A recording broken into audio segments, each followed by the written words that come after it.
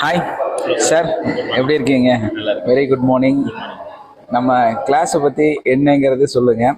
இந்த 2 days program உங்களுக்கு என்ன கொடுத்துச்சு? நீங்கள் வரும்போது எப்படி இருந்தீங்க? இன்னைக்கு இந்த கிளாஸ் உங்களை என்ன சேஞ்சஸ் பண்ணியிருக்குது? இனி வரக்கூடியவங்களுக்கு நீங்கள் என்ன சொல்ல விரும்புகிறீங்க இந்த கிளாஸை பற்றி?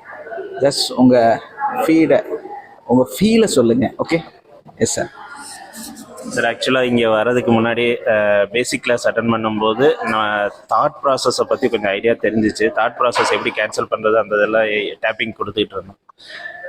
என்ன செய்ய போகிறாங்க, என்ன பண்ண போகிறாங்க, சார் ஏதோ சொல்லிக்கிட்டே இருக்காரு, திருப்பி திருப்பி ரீபத்து இதுன்னு சொல்லிட்டு இருக்காருன்னு சொன்னோம். இங்கே வந்த ஒட்டி தான் நம்மளுக்குள்ள என்ன எக்கோ இருக்குது, அதை எப்படி வெளியேற்றுறது அப்படிங்கிறதையும், நம்ம அம்மா வயிற்றுக்குள்ளே இருக்கும்போது அவங்க நம்மளை இது பண்ணும்போது என்னென்ன அளவுக்கு ஃபீல் பண்ணாங்கங்கிறத உண்மையிலேயே ஃபீல் பண்ணி அவங்க எதுக்காக கஷ்டப்பட்டாங்க கடைசியாக அப்படிங்கிறத அதை அப்படியே நம்ம அவங்களுக்காக நம்ம மன்னிப்பு கேட்கும்போது அம்மா அப்படியே ஒரு சந்தோஷம் ஆகுற மாதிரியும் நம்மளுக்கு ஒரு பெரிய பேர்டன் குறைஞ்ச மாதிரி நல்ல ஃபீலாக இருந்துச்சு. இந்த 2 நாள் கிளாஸ் உண்மையிலேயே சொல்லணும்னா அப்படியே சார் சொன்ன மாதிரி ஒரு நாள் குழந்தை இப்போ பிறந்தாச்சு, நாங்கள் பிறந்து கேக் வெட்டியாச்சு, நான் இப்போ ஒரு நாள் குழந்தை ஆகிட்டேன் அப்படிங்கிற சந்தோஷமான ஒரு மனநிலையில் அப்படியே இருக்கு. ஆனால் வரும்போது உண்மையிலேயே பார்த்தீங்கன்னா பலவிதமான ஸ்ட்ரெஸ் இருந்துச்சு. இப்போ I am feeling so happy. புதுசாக வரவங்க என்னென்னா, அதாவது இது சொல்லுவார், என்ன செய்வாங்க எது செய்வாங்கங்கள நம்பிக்கையோடு வாங்க, கிடைச்சதை எடுத்துகிட்டு போங்க. நான் தான் எல்லாத்துக்கும் சொல்லுவேன், ஒவ்வொருத்தட்டையும் ஒவ்வொன்று கிடைக்கும். எனக்கு என்ன கிடைச்சதோ, எனக்கு என்ன தேவையோ அது மட்டும் எனக்கு என்ன ஃபீல் பண்ண அந்த மாதிரி தான் எடுத்துக்கோங்க. எல்லாரும் முதல்ல ஃபஸ்ட்டு ஃபீல் ஃப்ரீ, என்னால் வர முடியும்னு வாங்க. அப்போ தான் நானே இது வருவோமா வரமாட்டோமான்னு யோசிக்கும் போது எனக்கு வரணும்னு தாட் போட்டேன், அதுக்குரிய வழி கிடைச்சிச்சு, அது மூலிமா நான் சேர்ந்தேன். ஸோ முதல்ல இது ஜியோஜி சாருக்கும் இந்த இஎஃப்டி டேப்பிங் மெத்தடுக்கும் என்னோட மனமார்ந்த நன்றிகளை தெரிவிச்சுக்கிறேன். Thank you sir.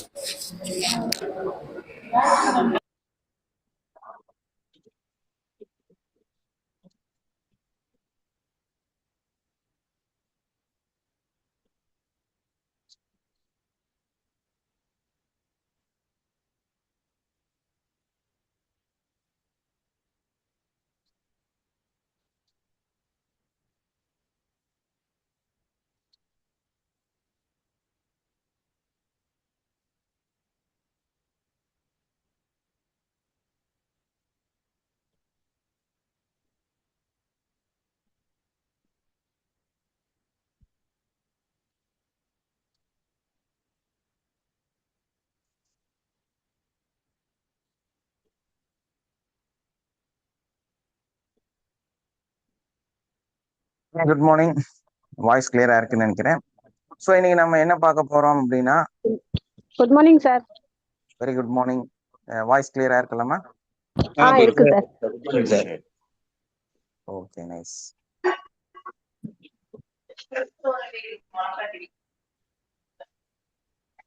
இன்னைக்கு நம்ம இனி தொண்டை வலி உங்களை தொந்தரவு செய்யாது அப்படிங்கிற ஒரு சப்ஜெக்ட் நம்ம பார்க்க போறோம்.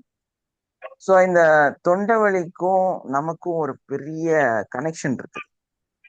ஸோ இது நம்ம உண்மையில ஒரு பிசிக்கல் டிசீஸா இல்லை மென்டலி டிசீஸா அப்படிங்கிறதும் பார்க்க போறோம்.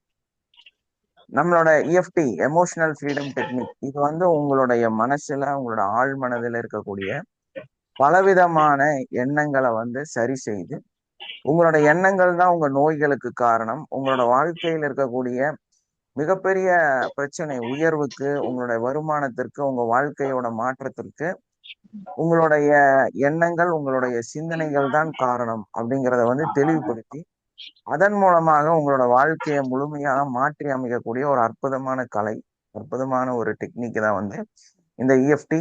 இது உலகத்திலேயே மிகப்பெரிய அளவுல பேசப்படக்கூடிய, மிகப்பெரிய செலிபிரிட்டிஸ் மட்டும் கத்துக்கக்கூடிய ஒரு டெக்னிக்ஸ். இன்னும் ஏழைகளுக்கு இதை கொடுக்கப்படலை. ஸோ மறைச்சுதான் வச்சிருக்கிறாங்க.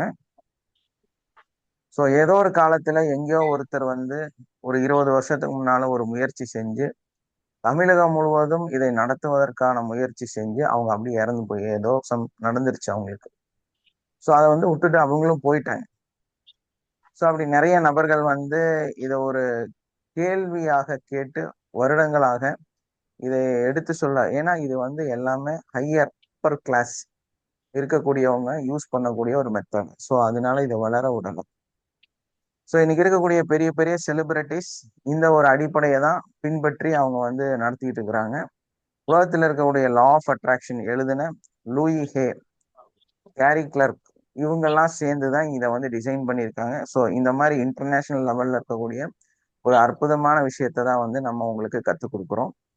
ஸோ அந்த அடிப்படையில தான் நீங்களும் இந்த கிளாஸ் வந்து இன்னைக்கு வந்திருக்கிறீங்க. இது வந்து எப்படி மன ரீதியாக நம்மளை பாதிக்குது, மனசும் அந்த உடலும் எப்படி வேலை செய்யுது, அந்த உடலையும் மனதையும் வந்து நம்ம ஒருநிலைப்படுத்தும் போது எப்படி நம்மளோட நோய்கள் வந்து குணமடையுது அப்படிங்கிறது தான் இந்த வகுப்போட முக்கியமான தன்மை. ஸோ அதை தான் நம்ம எடுத்து சொல்லவும் போறோம். ஓகே, ஸோ புதுசா ஜாயின் பண்ணவங்க யாராவது இருந்தீங்கன்னா நம்மளோட 40வது பேட்ச் ஸ்டார்ட் பண்ணியிருக்கோம். ஸோ அதில் ஜாயின் பண்ண விரும்புகிறவங்க, கோர்ஸ் கவுன்சிலராக வேலை செய்ய விரும்புகிறவங்க, உங்களுக்கு ஒரு ஃபார்ம் நம்ம கொடுக்குறோம். உடனடியாக அந்த ஃபார்ம் ஃபில்அப் பண்ணணும். இந்த பேட்ச்லயே நீங்கள் கோர்ஸ் கவுன்சிலராக ஜாயின் பண்ணி உட்காரணும். நம்ம கோர்ஸ் கம்ப்ளீட் பண்ணவங்களுக்கான வாய்ப்பு இது. ஸோ அதுக்கப்புறம் உங்களுக்கு நிறைய ஷெட்யூல் இருக்கும், சில விஷயங்கள்லாம் கொடுப்போம், அதெல்லாம் நீங்கள் செய்ய வேண்டியது வரும். ஸோ யாரெல்லாம் வந்து அந்த கோர்ஸ் கவுன்சிலர் ஜாயினிங் ரெடியாக இருக்கிறீங்களோ உடனடியாக ஃபார்ம் ஃபில்அப் பண்ணிடுங்க. ஓகே, அந்த டெய்லி ப்ராக்டிஸ் குரூப்பில் உங்களுக்கான ஃபார்ம் இருக்கு, அதை ஃபில்அப் பண்ணுவோம். நான் கடைசியிலையும் இதையே வந்து திரும்ப ஒரு தடவை ரிப்பீட் பண்ணுறேன். ஸோ இப்போ நமக்கு தெரியும், தொண்டை வலி அப்படின்னாலே தைராய்டு இல்லையா? தொண்டை வலி அப்படின்னாலே உங்களுக்கு வந்து இந்த கலலைன்னு சொல்லுவாங்க, இந்த இடத்துல ஒரு உருண்டையா வரும். ஸோ இல்லைன்னா இந்த இங்க இருக்கக்கூடிய ஒரு சின்ன கிளாண்ட். ஸோ அந்த கிளாண்டு வந்து, அதாவது நம்மளுடைய சுரப்பியில நாளமில்லா சுரப்பி அந்த தைராய்டு அப்படின்னு சொல்லக்கூடியது. இந்த தைராய்டு அப்படிங்கிறது வந்து ஒரு சின்ன பட்டர்ஃப்ளை மாதிரி இருக்கக்கூடிய ஒரு போர்ஷன். அது அப்படிதான் இருக்கும் அந்த கிளாண்ட். ஸோ இந்த கிளாண்ட்ல 2 ஆக்டிவிட்டிஸ் இருக்கு. ஒன்று வந்து ஹைப்பர் தைராய்டு, இன்னொன்று வந்து ஹைப்போ தைராய்டு. ஸோ இதோட ஆக்டிவிட்டிஸ் மூலமா தான் உங்களுக்கு தொண்டை வலி வருது. தொண்டையில உங்களுக்கு என்ன பிரச்சனை வந்தாலும் உங்களுடைய முழு காரணம் அந்த தைராய்டு கிளாண்டோட ஆக்டிவிட்டிஸ். ஸோ இதுல வந்து நமக்கு ஃபர்ஸ்ட் விஷயம் நம்ம தெளிவா புரிஞ்சுக்க வேண்டியது hypo thyroid and hyper thyroid. இந்த ஹைப்போ தைராய்டு வந்து குண்டா இருக்கிறது இல்லையா, குண்டா ஆகிறது, உடம்பு வந்து அதிகமாகிறது, சதைப்பற்று அதிகமாகிறது. ஹைப்பர் தைராய்டுங்கிறது ஒல்லி ஆகும், உடம்பு வந்து கம்மி ஆயிடும். ஸோ இந்த தைராய்டோட ஆக்டிவிட்டிஸ் வரும்போது நம்ம உடம்புல வந்து அதிகமான ஹார்மோன் செக்ரேஷன் நடக்கும். இந்த ஹார்மோன் செக்ரேஷனுக்கும் இந்த உடம்புக்கு என்ன வித்தியாசம்? இந்த வெறும் தொண்டை தான் ப்ராப்ளம், ஆனா உங்க உடம்பு வந்து பெரிய உடம்பாக மாற ஆரம்பிக்கும் ஹைப்போ தைராய்டுல. ஸோ ஹைப்பர் தைராய்டுல முழுக்க முழுக்க உடம்பு கரைஞ்சுக்கிட்டே போகும். நீங்க எந்த அளவுக்கு ஒரு 200 கிலோ இருந்தா கூட நீங்க வெறும் 40 கிலோக்கு வந்துருவீங்க. இதுக்கு காரணமும் வந்து உங்களுடைய அந்த தைராய்டோட வேலை. ஸோ அது படிப்படியா உங்களை கரைச்சு கீழே கொண்டு வந்து ஒல்லியா மாத்திடும். ஸோ நம்ம இந்த ஹைப்போ தைராய்டு அண்ட் ஹைப்பர் தைராய்டுல ஹார்மோனோட லெவல் வேரியன்ட் ஆகிறனால தான் இந்த பிரச்சனை இருக்கு. அது வந்து நம்ம அதோட கிளாண்டோட ஆக்டிவிட்டிஸை பார்த்து நம்ம ஆலோசனை பண்ணி புரிஞ்சுக்கிறோம். ஆனா சார் பெண்கள் எனக்கு இருக்கு சார் ஹைப்போதைராய்டு. அது அம்மாக்கு இருக்கு, அம்மாவோட அம்மாக்கு இருக்கு. இல்ல ஆனா அதை அவங்க சொல்ல எல்லாம் வரேன். மெலிசா இருக்கிறாங்க, நான் வந்து குண்டாவே இருக்கேன் சார். அது என்ன காரணம் அப்படின்னா அவங்களுக்கு வந்து ஹைப்பர் தைராய்டு, உங்களுக்கு ஹைப்போ தைராய்டு. ஆமா ஸோ சார், இது ஆனா வந்து கொஞ்சம் ஜோரா பேசினோம்னா தொண்டை அப்படியே இழுத்துட்டு போகுது சார். திட்டவே அதுக்கெல்லாம் முடியல காரணம் பசங்களை. அதுக்கெல்லாம் காரணம் இருக்கு சொல்லிட்டு. Okay sir. இந்த தைராய்டு கிளாண்ட் வந்து பெண்களை சம்மதித்து கர்ப்பப்பை சார்ந்த பிரச்சனைகளுக்கு காரணத்தை உருவாக்கக்கூடியது. ஸோ இந்த கர்ப்பப்பை சார்ந்து நோய்களுக்கு காரணம் கர்ப்பப்பை அல்ல, கர்ப்பப்பையில வரக்கூடிய நோய்களுக்கு காரணம் கர்ப்பப்பை அல்ல.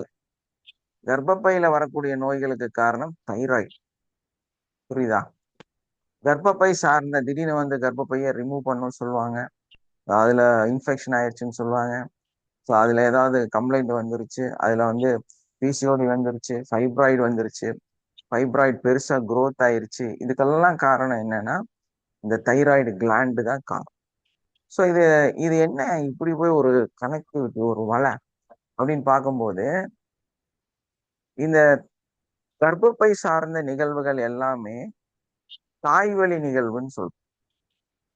அது என்ன தாய்வழி நிகழ்வு அப்படின்னா, உங்க அம்மாவோட அந்த பிஹேவியர் அல்லது உங்க அம்மாவுடைய மனநிலை, அதை பேஸ் பண்ணி நிகழக்கூடிய ஒரு நிகழ்வு தான் நம்ம இந்த தாய்வழி நிகழ்வுன்னு சொல்றோம். ஸோ உங்க அம்மாவோட எண்ணங்கள் அதிகமாக நீங்க கேரி அவுட் பண்றது, அவங்கள பத்தி ரொம்ப ஃபீல் ஆகுது. பொதுவாகவே இன்னொரு கால்குலேட் பண்ணி பார்த்தோம்னா, இந்த கொஞ்சம் குண்டா இருப்பாங்க தெரியுமா, ஸோ அவங்களுக்கெல்லாம் வந்து இந்த ஒரு கப நோய் வந்து இருக்கும். அதாவது சளி எப்பவுமே அவங்க மனசுல, அதாவது நெஞ்சுக்கு மேல தொண்டையில ஒரு சளி இருந்துகிட்டே இருக்கு, சளி தொந்தரவு இருக்கு. இவங்கெல்லாம் வந்து அவங்க அம்மாவை ரொம்ப விரும்பக்கூடியவர், நல்ல மனசுக்காரங்களாவும் இருப்பாங்க, ஒழுக்கமானவங்களாவும் இருப்பாங்க. ஸோ இதுக்கு காரணம் என்னன்னு நம்ம பார்க்கும்போது தைராய்டு தான் எல்லாத்துக்கும் பேசிக் காரணம். ஸோ இவங்க வந்து கொஞ்சம் குண்டா இருக்காங்க. ஆயுர்வேதா முறைப்படி பார்த்தோம்னா கப உடல், உடல் வந்து வாகு பெருசா இருக்கும் அப்படிங்கறது வந்து அதை நோட்டிஃபை பண்ணும். ஸோ அந்த உடல் பெருசா இருக்கிறதுக்கு காரணம் என்ன? தைராய்டு. அதாவது கபம். கபம் வந்து தொண்டையில அடைக்குது. ஸோ அம்மாவோட எண்ணங்கள் கர்ப்பப்பையில ஒரு நிகழ்வை ஏற்படுத்துது. அவங்க ஒரு பெண்களை பொறுத்த வரையிலும் அவங்க அம்மா, அவங்க அம்மாவோட அம்மா, அவங்க அம்மா, அவங்க அம்மாவோட அம்மா. ஸோ அப்படி வழி வழியாக அவர்களோட எண்ணங்கள், சிந்தனைகள், அவர்களுடைய வழிய, அவங்க என்னெல்லாம் ஆக்டிவிட்டீஸ்ல இருக்கிறாங்க, ஸோ அவங்கள பற்றிய கவலைகள், இதையெல்லாம் மொத்தமா இந்த பெண்கள் வந்து திரும்ப திரும்ப எடுத்துட்டு வருவாங்க. ஸோ தன்னோட வாழ்க்கை, தன்னோட குழந்தை, தன்னுடைய கணவன்கிற எண்ணத்தை விட்டுட்டு எப்பவுமே ரொம்பவுமே அவங்க அம்மாவும் அவங்க அம்மாவை சார்ந்தவர்களையும் அவங்க தாய் வழி குடும்பத்தையும் ரொம்ப ஓவரா தாட் போட்டிருக்கிறவங்க. அதனாலதான் இப்ப என்னவோ தெரியல, அதிகமான பெண்கள் கர்ப்பப்பை சார்ந்த நோயாலையும் தைராய்டுனாலையும் பாதிக்கப்படுறாங்க. மேபி இது கூட இருக்கலாம். முன்னெல்லாம் வந்து திருமணம் கொடுத்துட்டாங்க அப்படின்னா அப்புறம் அம்மாவை பத்தி எல்லாம் பெருசா சிந்திக்க மாட்டாங்க. ஸோ அவங்க கணவன், அவங்க கணவனோட அம்மா அப்பா, அது அந்த ஒரு இதுக்குள்ள ப்ராசஸ்குள்ளார வந்துருவாங்க. கண்டினியூவா வந்து அங்க வாழ ஆரம்பிச்சிருவாங்க. இந்த இத வந்து விடாம, தாய் வழி அந்த உறவை வந்து விடாம அவங்கள பத்தி ரொம்ப ஃபீல் பண்ணி, அவங்கள பத்தி ரொம்ப கேர் எடுத்து, ஸோ சில சமயங்கள்ல தாயோட மரணம் கூட இருக்கலாம், அதுக்கப்புறமாவும் அவங்கள ரொம்ப சிந்திக்கக்கூடியவர்களாக, அந்த மாதிரி இருக்கக்கூடிய பெண்களுக்குத்தான் கர்ப்பம் சார்ந்து பிரச்சனைகள். ஏன்னா இது இது என்ன ஆகுதுன்னா, நம்மளோட மூளையில முழுக்க முழுக்க அந்த தாயோட என்னெல்லாம் தன்மைகள் இருக்குதோ அந்த தன்மைகளும் அந்த உணர்வுகளும் அவர் உடல்ல இருக்கிற பாதிப்புகளும் எல்லாம் மொத்தமா கால்குலேட் ஆகி இவங்க அதுவாக வாழ ஆரம்பிக்கிறாங்க. ஸோ இவங்க அதுக்காக வாழும்போது அந்த அம்மாவோட பிரதிபலிப்பு, அந்த ஒரு சக்தி நேரடியா இவங்களுக்குள்ளார அது வருது. ஸோ அந்த நேரடியா வரக்கூடிய அந்த சக்தி, அந்த ஒளி, அந்த சிந்தனை, அது வந்து எங்க ஸ்டோர் ஆகும் அப்படின்னு பார்க்கும்போது தாயோட தன்மை அப்படிங்கிறது கர்ப்பப்பையில தான் இருக்கு இல்லையா? ஒரு தாய்னா, ஒரு பெண்ணா, அதோட அர்த்தம் எங்க இருக்குது? அது வந்து கர்ப்பப்பை தான் இல்லையா? நம்ம அதை தான் போட்டுரும், அதை தான் மதிக்கணும். உங்களுக்கே தெரியும், அதை தெய்வமா கும்பிடக்கூட செய்யணும். ஸோ ஏன் அதுக்கு அவ்வளோ முக்கியத்துவம் கொடுக்குறோம்னா, அது வழியாகத்தான் இந்த பூமியை மக்கள் வந்து உருவாகி கொண்டிருக்கிறார்கள். நமக்கு அவ்வளவு முக்கியமான ஒண்ணு. ஸோ அந்த பெண்களை வந்து தெய்வமா பார்க்கறதுக்கு காரணமும் அந்த கர்ப்பப்பையை அவங்க சுமந்துட்டு இருக்கிறனால. சோ அந்த அளவுக்கு ஒரு முக்கியத்துவமான பொருளாக தாய் வழி சொந்தமாக அந்த தாயை பற்றி சிந்தனை இருக்கக்கூடிய அத்தனை எண்ணங்கள் இருக்கக்கூடிய ஒரு இடமாக அது இருப்பதனால் அது குடிக்கொள்றதுக்கு அந்த சக்தி ஸ்டோர் ஆகிறதுக்கான இடம் கர்ப்பப்பையாக இருக்கு. ஸோ ஆட்டோமேட்டிக்கா அது கர்ப்பப்பையில ஸ்டோர் ஆயிடுது. கர்ப்பப்பையில ஸ்டோர் ஆச்சுன்னா அம்மாவுக்கு என்னெல்லாம் ப்ராப்ளம் இருந்துச்சோ இல்ல அது என்ன ப்ராப்ளம் அங்க வருமோ, உறவுகள்ல சங்கடங்கள் இருந்தால் அம்மாவை பத்திய சிந்தனைகள்ல கோபம் இருக்கலாம், டென்ஷன் இருக்கலாம், பேச்சுவார்த்தையில் இது இருக்கலாம், எதிர்பார்ப்புகள் இருக்கலாம், அவங்கள பத்திய சிந்தனைகள் இருக்கலாம், அவங்கள பத்திய கவலைகள் இருக்கலாம். இதெல்லாம் என்ன பண்ணும்? அவங்க அம்மா நல்லா இல்லையே, அவங்கள பார்க்கறதுக்கு ஆள் இல்லையே, அம்மா இன்னைக்கு என் கூட இல்லையே, இந்த மாதிரி எண்ணங்கள் வரும்போது இது எல்லாமே அப்படியே உங்க உடம்புல ஒரு டாக்ஸின் லெவலை அதிகப்படுத்தும், ஒரு ஸ்ட்ரெஸ் ஹார்மோனை உருவாக்கும். அப்போ உங்க உடம்புல உங்களுக்கு தெரியாம ஒரு டிப்ரெஷன் கலந்து போயிடுங்க. அப்போ ஏன் நமக்கு இது நடக்குதுன்னே உங்களுக்கு புரியாது, கை கால்லாம் விட்டு போற மாதிரி ஆகும். உங்க உங்க உடம்புல அந்த சிந்தனைகள் வரும்போதெல்லாம், அம்மாவை பத்தி நினைக்கும் போதெல்லாம் உங்களுக்கு அப்படியே உடம்பு எல்லாமே ஸ்லோ டவுன் ஆயிடும். ஸோ இந்த பாதிப்பு கர்ப்பப்பை வீக்காய் தொங்குறதுக்கு பிரச்சனையா மாறுது. ஸோ அதே இடத்துல கோபம் அந்த மாதிரி எல்லாம் இருந்துச்சுன்னா, எனக்கு இது செய்யல, எனக்கு அது செய்யல, என்னை பார்த்துக்கல, அந்த மாதிரி அதே மாதிரி நிராகரிக்கப்படுது. ஏன்னா அக்காவை பார்த்துருப்பாங்க, தங்கச்சி சரியா பார்த்துருக்க மாட்டாங்க, அம்மா மேல ஒரு கோபம் இருக்கும். அப்போ என்ன ஆகுதுன்னா அது ஆட்டோமேட்டிக்கா கொழுப்பாக மாறுது. இப்போ அது உள்ள கட்டிகளாக மாறும். இப்போ ஆட்டோமேட்டிக்கா ஃபைப்ராய்டா சேஞ்ச் ஆகுது. ஸோ இந்த மாதிரி அந்த கிளாண்டோட இது நம்ம சயின்டிஃபிக்கா பார்த்தோம்னா தைராய்டோட ஆக்டிவிட்டிஸ் மூலமாகத்தான் இந்த கர்ப்பப்பை பாதிப்பு ஏற்படுது. ஸோ அந்த தொண்டையில இருக்கக்கூடிய பிரச்சனைகள் அது உங்களை பிரதிபலிக்கக்கூடியதாக கர்ப்பப்பை பிரச்சனையாக மாறுது. ஸோ கர்ப்பப்பையில கட்டி வந்ததுன்னா ஃபர்ஸ்ட் நம்ம செக் பண்றது, டாக்டர் என்ன சொல்வாரு? தைராய்டு செக் பண்ணுங்க இல்லையா? பிசிஓடி வந்தாலும் தைராய்டு செக் பண்ணுங்கன்னு சொல்லுவாரு. ஸோ ப்ராப்ளம் என்ன அப்படின்னா தொண்டையில இருக்கக்கூடிய அந்த கிளாண்டோட பிரச்சனை. ஸோ அந்த கிளாண்ட் என்ன பண்ணுது அப்படின்னா ஓவர் ஃபேட்டை உட்கார வைக்கிறது, இல்லைன்னா ஃபேட்டை கம்மி பண்ணுது. பெண்களுக்கு ஃபேட் லெவல் அதிகமாச்சுன்னா ஓவர் ப்ளீடிங் ஆகும், இல்லைன்னா ப்ளீடிங் இல்லாம போயிடும். பாருங்க, இது எல்லாமே மேட்ச் ஆகுது பாரு. ஏதோ ஒரு பிரமிட் மாதிரி 1/1 1/1 1/1 அதோட மேட்ச் ஆயிட்டே வருது. ஸோ நமக்கு இருக்கக்கூடிய பிரச்சனை என்ன அப்படின்னா, உங்களோட தாயை பத்தி உங்களுக்கு இருக்கக்கூடிய பாசம், உங்களுக்கு இருக்கக்கூடிய அவங்கள பத்திய சிந்தனைகள், அவங்கள பத்திய உங்களுக்கு இருக்கக்கூடிய ஃபியர், எஸ் ட்ரூ, எஸ், அவங்கள பத்திய நிறைய சிந்தனைகளை உங்களுக்குள்ள வச்சிருக்கிறனாலதான் உங்களுக்கு பாதிப்பாக மாறுது. ஸோ அதே மாதிரி அந்த தாயின் மூலமாக நிராகரிக்கப்பட்ட சிந்தனைகள், சைல்ட்ஹுட் ட்ராமா, உங்க அக்காவுக்கு கிடைச்சதும் உங்களுக்கு கிடைக்காம போயிருக்கும். இல்லைன்னா நீங்க தனிமையில ஒரே பெண்ணாக வளர்ந்துருக்கலாம், உறவுகளே இல்லாம தாயை மட்டுமே ஃபோக்கஸ் பண்ணி நீங்க வாழ்ந்துருக்கலாம். ஸோ இது எல்லாமே உங்களுக்கு என்ன பண்ணும் அப்படின்னா உங்க மனநிலையில என்னென்ன பிரச்சனைகள் வருதோ அதுக்கு தகுந்த மாதிரி உங்களோட அந்த கிளாண்டோட வேரியன்ட் வரும். ஸோ அது ஹைப்பரா வேலை செய்யுதா, ஹைப்போவா வேலை செய்யுதா, அதை பேஸ் பண்ணி கர்ப்பம் சார்ந்த பிரச்சனைகள். ஸோ அதே மாதிரி இந்த தொண்டை வலி அப்படிங்கிறது என்ன அப்படின்னா அதுவும் சைல்ட்ஹுட் ட்ரோமாவை சார்ந்ததாக மாறுது. உங்க வாழ்க்கையில அந்த சின்ன வயசுல நீங்க எந்த தப்புமே பண்ணியிருக்க மாட்டீங்க. நீங்க உண்மையிலேயே சரியான ஒரு நல்ல மனிதராக, நல்ல உண்மையான அப்பாவுக்கும் அம்மாவுக்கும் வீட்டுக்கும் உண்மையான ஒரு பையனா இருந்திருப்பீங்க, இல்ல ஒரு பொண்ணா இருந்திருப்பீங்க. ஆனா அங்க என்ன நடந்திருக்கும் அப்படின்னா நீங்க நிராகரிக்கப்பட்டிருப்பீங்க. உங்களை யாருமே ஒரு பொருட்டாவே எடுத்திருக்க மாட்டாங்க. உங்களுக்கு கிடைக்க வேண்டிய எல்லா பொருளுமே வேற ஒருத்தர் அனுபவிப்பாங்க. இதான் ப்ராப்ளம். உங்களுக்கு தான் அந்த பொருள் கிடைக்க வேண்டியது, நீங்க அந்த தப்பும் பண்ணவே இல்லை, தண்டனை மட்டும் உங்களுக்கு கிடைக்குது. ஸோ நீங்க வந்து ஒரு இடத்துல இன்னைக்கு வேலை செய்யறீங்க, தொழில் நடத்துறீங்க அப்படின்னா உங்களுக்கு மட்டும் சக்சஸ்ங்கிறது இல்லை, மற்றவங்களுக்கு சக்சஸ் இருக்கு.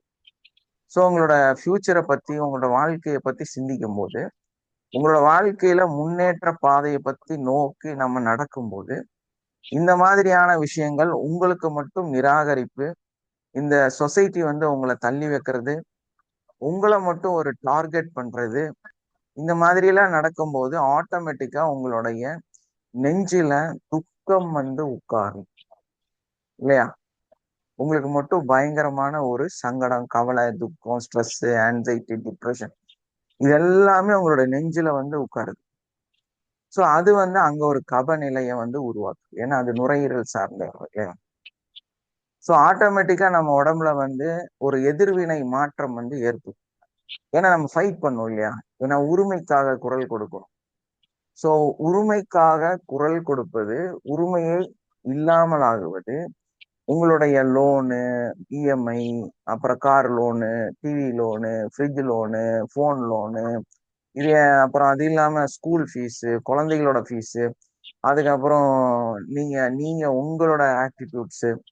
ஸோ இதெல்லாம் மொத்தமா கால்குலேட் பண்ணும்போது உங்க நெஞ்சு அப்படி அடைச்சு பிடிக்கும் இல்லையா? உங்க நெஞ்சு இப்படி கப்புன்னு அடையும்.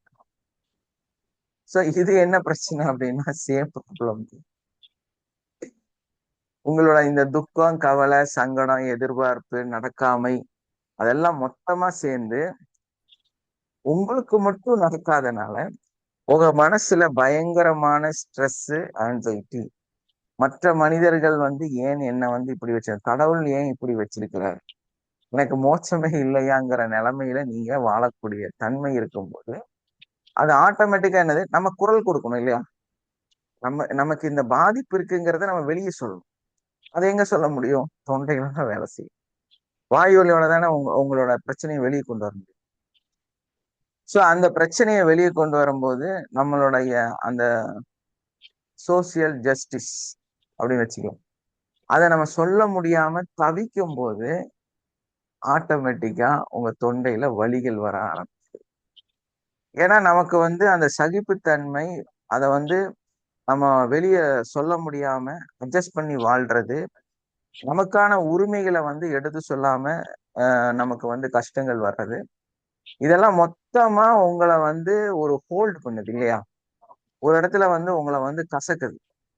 ஸோ நம்ம என்ன நினைச்சிட்டு இருக்கிறோம், நம்ம அவரு வந்து நல்ல மனுஷன் தான், அடிக்கடி தான் ஆப்பு வைப்பாரு, நம்மளை அப்பப்ப சிக்க விடுவாரு, போஸ்டிங் வர வேண்டியது நமக்கு பதில் நம்ம பக்கத்துல இருக்க கொலீக்ஸ் கொடுத்துருவாரு, அவரு கொஞ்சம் ரிலேட்டிவ், கொஞ்சம் டியர் ஃப்ரெண்ட்ஸ், நமக்கு கிடைக்கிறது இல்லை. இந்த ஒரு விஷயம் போதும் உங்களுடைய தொண்டவலிக்கு தான். ஏன்னா உங்களுடைய அந்த ஜஸ்டிஸ்னஸ் இல்லையா, உங்களுக்கு தான் கிடைக்க வேண்டிய அந்த பொருள் ஒரு மற்ற நபருக்கு அது கொடுக்கப்படுது. சோ அப்ப அங்க அங்க என்ன ஆச்சு, ஒரு அநீதி நிகழ்வு உங்களுக்கு எதிராக நடக்கிறது, ஒரு அநீதி வந்து உங்களுக்கு எதிராக நடக்குது. அப்ப நம்ம என்ன பண்ணுவோம், நமக்குள்ள இருக்கக்கூடிய அந்த உண்மை தன்மையை போராடுவோம், எடுத்து சொல்லுவோம், சவுண்ட் விடுவோம் இல்லையா? இதானே ரியாலிட்டி. நம்ம அதைத்தானே செய்யணும். வெளியே வந்து ஒரு கட்சியில ஒரு பிரச்சனையை வந்து ஒரு கலெக்டர் போய் சொல்லணும்னா நம்ம என்ன பண்ணுவோம், அந்த லோக்கல்ல இருக்கிற மக்கள்லாம் சேர்ந்து போராடுவோம், போராடுவோம் போராடுவோம் அப்படின்னு வாய் வழியோட சவுண்டு கொடுப்போம் இல்லையா? சோ உங்க உடலும் அதே தான் ரியாக்ட் பண்ணுது, உங்களோட மனசும் அதே தான் ரியாக்ட் பண்ணுது. எனக்கு இந்த மாதிரி பிரச்சனைக்கு காரணம் இந்த ஹெச்ஆர்ஓ தான், இந்த ஒரு மனநிலை தான், இந்த ஒரு இடம் தான் அப்படிங்கிறத தெரியுது. ஆனா வெளியே பேசவே முடியாது. அப்போ உங்க உடம்பு வந்து உங்க மூளை வந்து போராடுவதற்கு தயாராகிறது, ஃபைட் ஆர் ஃப்ளைட் அப்படிங்கிற ஒரு நிலையை வந்து உங்க மனசுல அந்த அட்ரினல் கிளாண்ட் வந்து அதிகமா சுரந்து ஆக்டிவ் பண்ண. ஏன்னா இந்த தைராய்டுல வர ப்ரெஷர், அப்புறம் இது இங்கிருந்து அதுக்கு கொடுக்குற ப்ரெஷர், ஸோ அந்த நிராகரிக்கப்பட்ட அந்த மனநிலை, இதெல்லாம் ஒண்ணு சேர்ந்து இந்த உண்மைத்தன்மையை போராட்டன்மையாக மாறுகிறது. அப்ப நம்ம வாய் திறந்து அங்க பேசியே ஆகணும், நம்மளோட உரிமையை அங்க கேட்டே ஆகணும் அப்படிங்கிற இடம் வரும்போது உங்களுக்கு தொண்டை வலி ஆரம்பிக்கும். என்ன, நீங்க பேசல, உங்க பிரெயின் ஆல்ரெடி ரெடி ஆயிருச்சு. என்னென்ன ரெடி ஆயிருச்சு? உங்க மைண்ட் என்னென்ன ரெடி ஆயிருச்சு? நீங்க பேசி ஆகணும், உனக்கு அட்ரினல் ஓவரா நான் சுரந்து விட்டுருக்கிறேன், இந்த அட்ரினல் ஓவரா சுரந்தாதான் நீ ஆக்டிவ்க்கு வருவ, ஆக்டிவ் வந்தீங்கன்னா இது வேலை செய்யணும், வேலை செஞ்சா ஆட்டோமேட்டிக்கா அது சரியாயிருங்கிறது அந்த சிஸ்டம். ஆனா நீங்க என்ன பண்ணிட்டீங்க? சகிச்சிட்டீங்க, எடுத்து சொல்லு, ஒதுங்கிட்டீங்க, வேண்டாம் விடு அப்படின்னு சொல்லி போயிட்டு போகுது, எவனோ கவனிச்சுட்டு போறான் அப்படின்னு சொல்லி என்ன விட்டாச்சு. ஸோ விட்டு அங்கிருந்து விலகின ஒரே காரணத்தினால உங்களோட பிரெயின் எனக்கு கிடைக்காம போயிருச்சு, எனக்கு வந்து சரியாகாம ஆயிருச்சு, நான் இந்த மாதிரிதான் இருக்கிறேன், நான் மோசமா இருக்கிறேன்னு நிறைய விஷயங்கள் வந்து அது உள்ள வந்து சகிக்க ஆரம்பிக்கும். ஸோ இது சகிச்சு சகிச்சு சகிச்சு எங்க வந்து அடையும்? நம்ம என்ன சொல்லுவோம்? எனக்கு வந்து துக்கம் வந்துச்சு, என் தொண்டை அப்படியே இறுக்கி பிடிச்சிருச்சு, அது வெளியே வராம நான் ரொம்ப கஷ்டப்பட்டேன் சொல்றீங்க. எஸ்ஆர்னோ? துக்கம் துக்கம் தலைக்கேறினா தொண்டை எங்க அடைக்குன்னு சொல்லுவாங்க. துக்கம் தொண்டை அடைக்குதுன்னு சொல்லுவாங்க இல்லையா? சோ அந்த எதிர்வினை நம்மனால வந்து எதிரில பேச முடியல, நம்மனால அதை எக்ஸ்போஸ் பண்ண முடியல அப்படின்னா தொண்டையில வந்து அடிச்சு. ஸோ பாடி என்ன ரியாக்ட் பண்ணுதோ அது உள்ள வந்து நம்மளோட மனநிலையும் ரியாக்ட் பண்ணும். ரெண்டும் சேர்ந்து ஒன்னா ரியாக்ட் பண்ணும்போது இப்போ அந்த நம்ம உடம்பு என்ன பண்ணும்? டக்குன்னு ஒரு ரியாக்ஷனை வெளியே கொடுக்கும். அந்த மாதிரி வெளியே கொடுக்கறது தான் உங்களுடைய தொண்டை வலி. உங்களுக்குள்ள ஒரு போராட்டம் இருக்கு, கொஞ்சம் ஆளுங்க உள்ள உட்கார்ந்து ஃபைட் பண்ணும், என்ன போராடுவோம் போராடுவோம், கொடுக்கறதை கொடு அப்படின்னு வந்து உள்ள இருந்து நிறைய செல்கள் வந்து உங்கள்கிட்ட போராடுது. நீ வந்து செல்லு பேசு, நீ இப்படி இருக்காத அப்படின்னு சொல்லுது. ஸோ அந்த ஃபீலிங்ஸ் எல்லாம் உங்களை மொத்தமா போட்டு வாட்டி வதைக்கிறனால மொத்தம் சேர்ந்து ஃபைட் பண்ண சொல்லுது, எடுத்து பேச சொல்லுது. ஆனா நீங்க என்ன சொல்லிட்டீங்க? நோ ஃபைட்டிங் அப்படின்ட்டீங்க. அப்ப இதெல்லாம் எங்க போய் அடையும்? கிளாண்ட் ஆக்டிவேஷன்ல சேஞ்ச் ஆயிரும். ஆட்டோமேட்டிக்கா உங்க உடம்பு ஒன்னா ஹைப்பர் ஆயிரும், இல்லைன்னா ஹைப்போ ஆயிரும். ஒரு துக்கம், கவலை, சங்கடம் வந்தா ஒரு மனுஷன் ஏன் இழைச்சு போறான்? திடீர்னு அப்படியே சோர்ந்து ஒல்லியாகி ஒண்ணுமே இல்லாம அப்படியே அப்படியே தேஞ்சு போயிடுவான் இல்லையா? ஹைப்பர் தைராய்டு ஆக்டிவேட் ஆயிடுச்சு. அந்த துக்கத்தை வெளிப்படுத்தவும் முடியல, உள்ள வச்சுக்கவும் முடியல, தவிக்கிறாங்க இல்லையா? அந்த தவிப்பு அவரை அழிக்குது. எல்லாரும் என்ன சொல்லுங்க? என்ன உடுப்பா, ரிலாக்ஸ் ஆகு, அதையே நினைச்சு நினைச்சு நீ என்ன இப்படி சாப்பிடாம? ஏன்னா பசி எடுக்காது இல்லையா? பசி இருக்காது. தண்ணி குடிச்சா தண்ணி வேண்டாம், சாப்பாடு வேண்டாம், தூக்கம் வேண்டாம், ஒரே கவலையை பத்தி திரும்ப திரும்ப திரும்ப சிந்திச்சுக்கிட்டே இருக்கிறது. அப்ப சகிப்புத்தன்மையும் அந்த துக்கமும் உங்களுக்கு வரும்போது ஆட்டோமேட்டிக்கா என்ன ஆகுது? உடம்பு தேயுது இல்லையா? உடம்பு குறைய ஆரம்பிக்குது. அந்த மனசோட வலிகள் வந்து உணவு எடுக்க வேண்டாம்னு சொல்லுது, ஏத்துக்க மாட்டேங்குது. ஏன்னா அங்கேயும் அங்க என்ன பண்ணுது? சாப்பாடை வாயில வச்சோடனே தொண்டை வரைக்கும் போகும் அப்படின்னு சொல்லி அந்த சாப்பாடு வேண்டாம்னு வச்சிருவோம். அந்த சுவையான மனம் இளைக்க சாப்பாடு உடல் இளைக்க உடல் இளைக்குதுன்னா அப்படின்னு ஒரு பழமொழி இருக்குங்க. அப்ப எப்படி அதையே சார்? நினைச்சிட்டே இருந்தா உடம்பு இளைச்சிருங்க. இப்ப லவ் பண்றவங்க கூட தாடியில விட்டு சாப்பிடாம விட்டாங்கன்னா உடம்புல இளைச்சிருங்க. ஆமா, இவன் இறங்காத, இது தொண்டையை தாண்டி கீழே போகாத. அப்ப உணவு அதேதான். அந்த அந்த எண்ணங்கள் வந்து தொண்டையைத்தான் பிடிக்குது. ஸோ நம்ம ரியலைஸ் பண்ண வேண்டியது என்னன்னா, நமக்குள்ள இருக்கக்கூடிய அந்த பிரச்சனை என்ன, நம்ம எங்க ஸ்ட்ரக் ஆயிருக்கிறோம் என்னங்கிறத வந்து நம்ம ரியலைஸ் பண்ணோம். ஸோ அப்படி நம்ம ரியலைஸ் பண்ணும்போது நமக்கா ஒரு ஐடியா வரும் இல்லையா? எனக்கு இந்த சங்கடம், இந்த கவலை, இந்த துக்கம், இதுதான் என்னை வந்து வாட்டி வதைக்குது, நான் அதுக்கு எதிராக போராடதான் உங்க உடம்பு என்ன பண்ணுது? ரியாக்ட் பண்ணுது, போராடுது. உங்க உடம்பு வந்து உங்களோட மனசோட செயல்பாட்டுல இருந்து நீங்க வெளியே வர்றதுக்காக ஒரு இண்டிகேஷனை கொடுக்குது. உனக்கு இந்த மாதிரி துக்கத்துல தொண்டையை பிடிச்சு அமுத்துது. அந்த உள்ள அந்த துக்கம் வந்து அவ்வளவு பாருங்களேன், மனசுக்குள்ளதான் துக்கம். அதை வந்து வெளியே நம்ம ஸ்கேன் பண்ணி எல்லாம் பார்க்கவே முடியாது. ஆனா அதோட பிரதிபலிப்பு தொண்டையில வந்து இந்த மாதிரி காமிக்குது. அப்போ உள்ள உணவு ஏத்துக்கணுங்கிறதும், ஆனா பசி இருக்கு, வயிறு வந்து கேக்குது, டே குடப்பா, தாங்க முடியல, குடு குடுன்னு சொல்லுது. ஆனா உங்க தொண்டை என்ன சொல்லுது? எனக்கு அது வேண்டாம். தொண்டையில தான் பிரச்சனை. நாக்கும் என்ன சொல்லுது? பசிக்குது, டேஸ்ட் வேணும், தண்ணி வேணும், சாப்பாடு வேணும், இனிப்பு வேணும், கேக்குது. இது இது ரெண்டுமே ரெடி. ஆனா அந்த இடையில இருக்கிற ஆளு செக் போஸ்ட் திறக்க மாட்டேங்கிறான். அவன் கேட் போட்டு வச்சுட்டான். நான் சங்கடத்துல இருக்கிறேன், அதனால நான் அதெல்லாம் ஒத்துக்க மாட்டேன், நீ எல்லாம் கிராஸ் பண்ணி போகவே முடியாது, கோவே சாப்பிடலாங்கிற அந்த எண்ணம் சந்தோஷம் எல்லாமே வச்சுதான் எடுத்து வாயில வைப்பாங்க. ஆனா உள்ள இறங்காது. இதுக்கு கீழே தாண்டினா தானே வயிற்றுக்கு போகும். அது சம்மதிக்காது. அங்கதான் பிரச்சனை. பசின்னு தோணுது, வயிறு துடிக்குது, எல்லாமே தெரியுது, சுவை மனம் எல்லாமே ஓகேங்கிற அளவுக்கு நாக்கு ஒத்துக்குச்சு, வாயில வச்சாச்சு, ஆனா தொண்டைக்கு வேண்டான்னு ஆயிடுச்சு. நல்லாதான் இருக்குன்னு ஃபீல் ஆகுது, ஆனா வேண்டான்னு ஆயிடுச்சு, வெளியே வந்துருச்சு. அது ஒரு வாய் accept. ரெண்டாவது வாய் எடுத்தாச்சு, மூணாவது வாய் வேண்டாம், முடிஞ்சிருச்சு. அது வேண்டவே வேண்டாம், அது கேட் போட்டாச்சு. இதுக்கெல்லாம் காரணம் என்னன்னா அந்த துக்கம் தான், அந்த பிரச்சனை தான், அந்த ஒரு மனநிலை. ஸோ நம்ம அந்த ஹைப்போ தைராய்டோ ஹைப்பர் தைராய்டோ ஏதோ ஒண்ணு எங்கேயோ ஒரு இடத்துல நம்மளோட ஆக்டிவிட்டியில வந்துருச்சுனால நமக்குள்ள இருக்கக்கூடிய இந்த கவலைகள், இந்த துக்கங்கள், சங்கடங்கள், அந்த மனநிலையில இருக்கக்கூடிய ஃபியர், பயம், பதட்டம், இதெல்லாம் ஒண்ணு சேர்ந்து உங்களோட மனசை பாதிக்கிறதுனால அது நேரடியா அந்த கிளாண்டை பாதிச்சு அந்த தொண்டையில சில இன்ஃபெக்ஷனை ஏற்படுத்தி, அந்த இன்ஃபெக்ஷன் மூலம் கலலைன்னு சொல்லுவாங்க, இங்க உருண்டு இருக்கு இல்லையா, ஸோ அதை உருவாக்கி இப்போ ஒரு சிலருக்கு வந்து இந்த தொடையில வந்து நெறிக்கட்டுன்னு சொல்லுவாங்க இல்லையா. ஸோ இந்த நெறிக்கட்டுறது அப்படிங்கிறது என்ன? நெறிக்கட் எதுக்காக நெறிக்கட்டும் யாருக்கு தெரியும்? துக்கம் தொண்டை அடைக்கும், நெறிக்கட்டுதல் எதுக்கு நெறிக்கட்டும் யாருக்கு தெரியும்? சார் அங்கங்க நெறிக்கட்டின மாதிரி புண்ணு வந்ததுன்னா அதனால நெறிக்கட்டும், இப்போ காய்ச்சல் வந்தா நெறிக்கட்டும். இல்ல ரிவர்ஸ்ல சொல்றீங்க, நெறிக்கட்டுனா காய்ச்சல் வரும். நரிக்கட்டு நெறிக்கட்டுறதுக்கு நிறைய காரணம் இருக்கு. நரிக்கட்டுறது எதுக்குன்னா பாடி இன்ஃபெக்ஷன் ஆகாது நரிக்கட்டுங்க.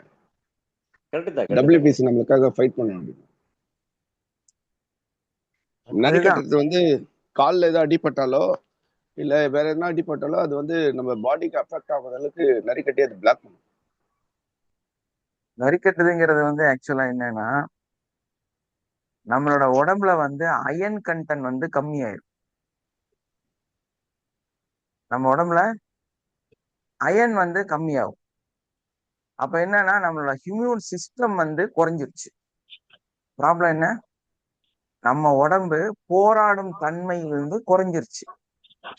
ஸோ நம்ம உடம்பு வந்து படிப்படியாக தன்னோட ஆரோக்கியத்தை இழந்துட்டு இருக்குது அப்படிங்கிறது தான் அந்த இடம். ஸோ அப்ப என்ன ஆகுனா நமக்கு வந்து அந்த அவர் சொன்ன மாதிரி அந்த இன்ஃபெக்ஷனை ரெஜிவினேட் பண்ணி அதை வந்து புண்ணு ஆற வைக்கணும் இல்லையா. ஸோ அந்த புண்ணை ஆற வைக்கிறதுக்கு உடம்புக்குள்ளார நிறைய சக்தி வேணும். ஸோ அந்த சக்தியை உருவாக்குறதுக்கு நம்ம உடம்பு என்ன பண்ணுவோம்னா அந்த இடத்துல ஒரு முடிச்சை ஏற்படுத்தி நம்மளை வந்து அந்த பிளாக் பண்ணி வைக்குது, இந்த எனர்ஜியை பிளாக் பண்ணு. ஸோ அப்பதான் வந்து நமக்கு அந்த நெறிக்கட்டி இருக்கு. நெறிக்கட்டின உடனேயே பயங்கரமான ஃபீவர் வந்து காய்ச்சல் ஏன் வருது அப்படின்னா நம்ம உடம்புல இருக்கிற டாக்ஸினை வெளியேற்றிட்டு நம்ம உடம்ப ரெஃப்ரெஷ் பண்ற சிஸ்டம். இப்போ நம்ம சிஸ்டத்துல எல்லாம், அதாவது நம்மளோட லேப்டாப்பு, கம்ப்யூட்டர், இதுல எல்லாம் நம்ம என்ன பண்ணுவோம், கொஞ்சம் லைட்டா ஹேங் ஆகுதுன்னா ரெஃப்ரெஷ் படிச்சு விடுவோம் இல்லையா. அந்த மாதிரி ஒரு சிஸ்டம் தான் அது. ஸோ அதே தான் தொண்டையில இதே ப்ராப்ளம் கிரியேட் ஆகும்போது இங்க கட்டுது. அதை வந்து நம்ம என்ன சொல்றோம், கலலைன்னு சொல்றோம். ஸோ இங்க ரெண்டெண்ணம் வந்து அந்த தொண்டையோட பகுதி பாருங்க, அந்த துக்கம், கவலை, சங்கடம், உடலோட இது ரெஜிவினேட் பண்ணணும், நம்ம உடம்ப வந்து ஆரோக்கியம். ஏன்னா சளிக்கு நம்ம நிறைய சாப்பிடும், காய்ச்சலுக்கு பட்டினியா கிடக்கும் இல்லையா. ஸோ இது வந்து உடலோட நியதி. ஸோ அந்த அடிப்படையில வரும்போது உங்க தொண்டை அடைச்சிருச்சு, ஃபுட்டு எடுக்கல, நிறைய ஃபுட் எடுத்தாதான் சளி குறைவாகும். ஏன்னா சளியோட சிஸ்டமே என்ன, அதிகமான உணவு எடுக்குது, அதிகமான எனர்ஜியை உங்க உடம்பு கொடுக்கறது, அதிகமான குளுக்கோஸை வந்து உங்களுக்கு வெளியே இருந்து கொடுக்கறது. ஸோ அதை தடைப்படுதுங்கும் போது அதுக்கு எகைன்ஸ்டா சண்டை போடுது. என்ன பண்ணுது? அது எகைன்ஸ்டா போய் சண்டை போடுது. இங்க பாருப்பா, நீ ஒழுக்கமா வழியை விட்டுரு, இல்லைன்னா செட் ஆகாது அப்படின்னு சொல்லி 2 காவலாளி படுத்துனேன். இங்க 2 உருண்டை வந்துருக்கு. தொண்டைக்குள்ளே வரும்போது என்ன வருது? இங்க 2 உருண்டை வந்து உங்களை வந்து கஷ்டப்படுத்தும். ஸோ அது என்னன்னா, இந்த இந்த கிளாண்டுட்டு போய் சொல்லுது, இங்க பாரு, நான் 2 ஆளை போட்டுட்டேன், 2 பயங்கரமான போலீஸ் சுட் போடுவாங்க அப்படின்னு சொல்லுது. அதுதான் அதோட சிஸ்டம். ஸோ நம்ம உடம்ப வந்து பாதுகாக்கிறதுக்கு, ரெஜுவினேட் பண்றதுக்கு, திரும்ப அந்த ரீகரெக்ஷனையும் சக்தியும் கொடுக்கறதுக்காக ரெடி ஆகுது. ஸோ இது எல்லாத்துக்கும் பேஸ் என்ன? மனசு. ஸோ அந்த மனசை நாம என்னங்கிறத கண்டுபிடிச்சிட்டோம்னா தொண்டை வலியை சரி பண்ணிடலாம் இல்லையா? தொண்டை வலி சரி பண்றதுக்கு, தைராய்டு சரி பண்றதுக்கு என்ன பண்ணும்?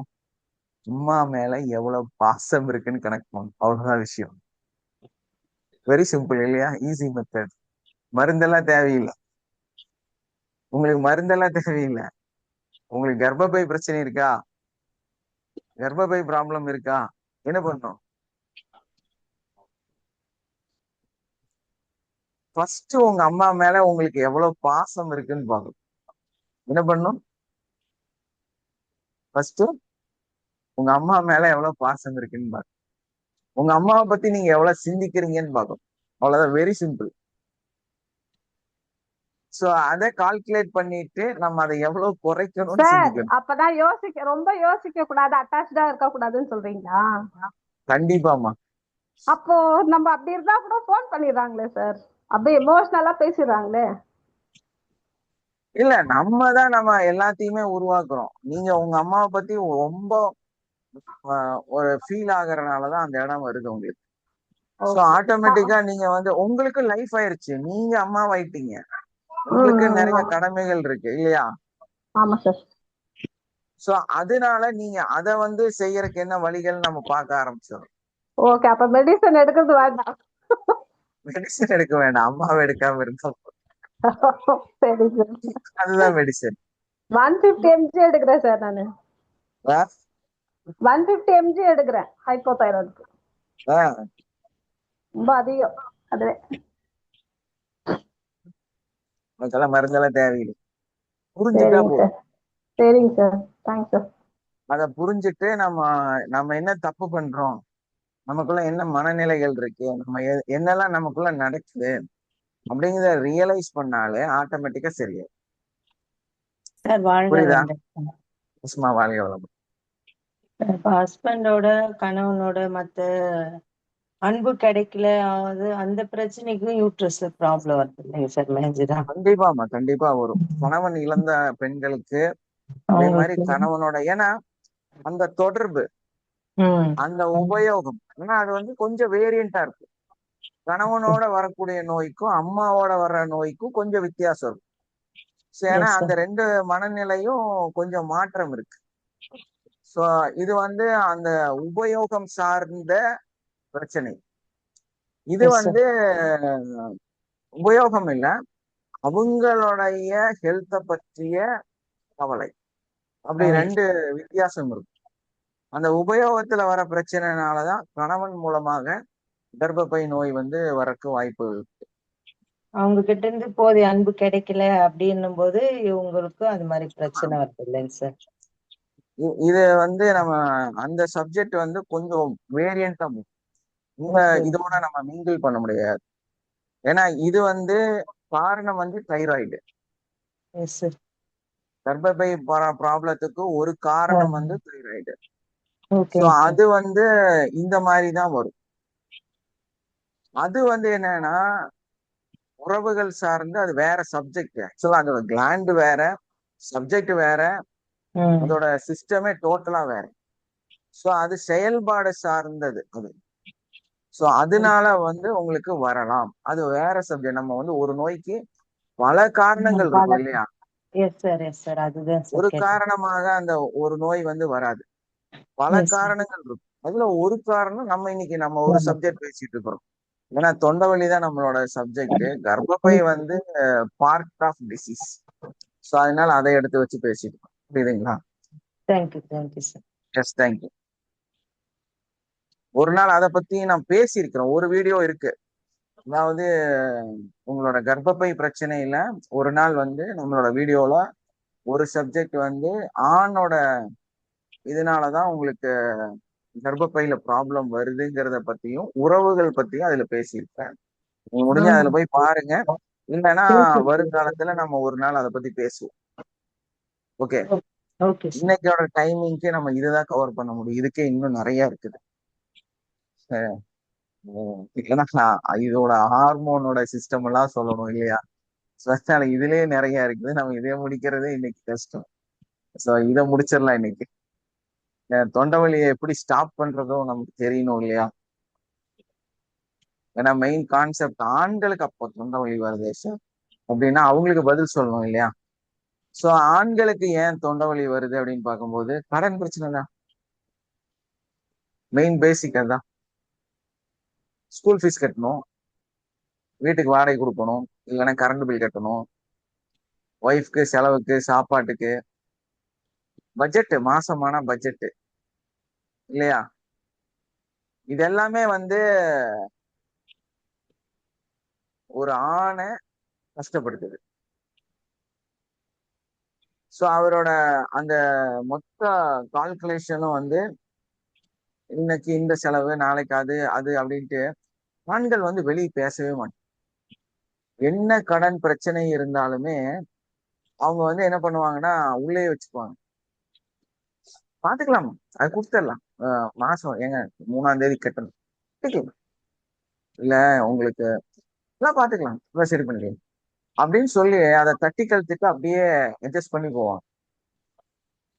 ஸோ அதை அப்படியே கடந்து போறதுக்கு முயற்சி செய்வாங்க. ஸோ இதெல்லாம் பண்ணும்போது இவங்களுக்கு என்ன பிரச்சனை? இவங்களுக்கு என்ன பிரச்சனை? ஏன் தொண்டை வலி வருது? அவங்க அம்மா இருக்கிற வரைக்கும் சாப்பிட்டியான்னு கேட்பாங்க.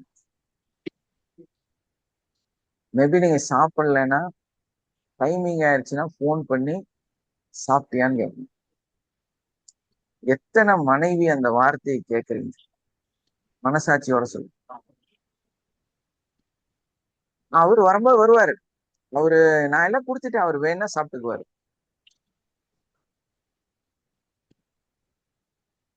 எஸ், சூப்பர்மா. இங்க வேற யாரும் இல்லை, ஒரு ஆள் தான் கை தூக்கி இருக்காரு. ஏன்னா இது உங்க மிஸ்டேக்குன்னு நான் சொல்ல வரல, உங்களை பிளேம் பண்ணவும் இல்லை. பட் அந்த ஆணோட துடிப்புல, வலியில இது ஒண்ணு இருக்கு. ஏன்னா தன்னோட தாயை வந்து அந்த அளவுக்கு ரொம்ப நேசிக்கிறது ஆண் பசங்க தான். ஆண்கள் தான் வந்து அம்மாவை வந்து ரொம்ப நேசிப்பாங்க. அந்த அம்மாவும் அந்த ஆண் குழந்தையை தான் ரொம்ப நேசிப்பாங்க. இதுக்கு ஒரு சைக்காலஜி இருக்கு தெரியுமா? First I will ask you, then அதெல்லாம் ஓகே தான்மா. ஏன்னா உங்களை பொறுத்த வரையிலும் அவர் ஒரு ராங் பர்சன். உங்களை பொறுத்த வரையிலும் அவர் உங்களுக்கு துரோகம் செய்யறது அதெல்லாம் நீங்க சிந்திக்கிறீங்க. உங்களுக்கு கஷ்டப்படுத்துறாங்க, புரிய மாட்டேங்குது, சொல்றது புரியும், இதெல்லாம் வந்து பெண்களோட செயல்ல இருக்கிறது. அதே ஆணை நீங்க சிந்திச்சு பாருங்க, அவங்களோட மனநிலையில போய் சிந்திச்சு பாருங்க. அவங்க எதுக்கு உங்களுக்கு இதெல்லாம் செய்யும்? எதுக்கு உங்களை வந்து நீங்க கொடுத்த சுகமா, இல்ல என்ன உங்களுக்கு இருந்து கிடைச்சிருச்சு அவருக்கு? சோ அப்படி கால்குலேட் பண்ணி அந்த மனநிலையில பேசணும்னா என்ன அவசியம் இல்லையா? ஆனா என்ன நல்லா தெரியாது, உங்களுக்காக அவரு உயிரே விடுவார். ஆனா உங்களுக்கு அவர்கிட்ட நிறைய குறைகளை வந்து கண்டுபிடிக்க முடியும். ஏன்னா ஆண்களுக்கு பெண்களை ரொம்ப பிடிக்கும். இது வந்து ஹியூமன் சைக்காலஜி. சோ ஒரு ஆணுக்கு ஒரு பெண்ணை பிடிக்கும், ஒரு பெண்ணுக்கு ஒரு ஆணை பிடிக்கும். ஆண்கள் வந்து தன்னோட துணையை ரொம்ப விரும்பக்கூடிய, பாதுகாப்பு கொடுக்கக்கூடியவர்களாக படைக்கப்படும். சோ அவங்க அம்மா கிட்ட ரொம்ப அந்த அன்பை கொடுத்து வாங்கி அந்த அம்மாவோட வாழ்ந்த அந்த எண்ணங்களோட அதோட அட்டாச்சா இருக்கக்கூடியது நீங்க. சரி, அதனாலதான் இந்த அப்பாவுக்கு வந்து மகளை ரொம்ப பிடிக்கும், மகள்களுக்கு அப்பாவை ரொம்ப பிடிக்கும். இதுக்கெல்லாம் ரீசன் என்ன தெரியுமா? ஆக்சுவலா யாருக்கு தெரியும்? உண்மை உண்மை யாருக்கு தெரியும்? பையனை அம்மாவுக்கு பிடிக்குது, அப்பாவுக்கு பொண்ணை பிடிக்குது, பொண்ணுக்கு அப்பாவை பிடிக்குது, சார், என்ன ரீசன்? மகள் வந்து தன் தாயை போலவே இருக்கிறாங்கன்னு சொல்லிட்டுங்க சார். மகன் வந்து தன் கணவர் போல இருக்கிறான்னு அம்மாக்கு பிடிக்கும் சார். Human psychology.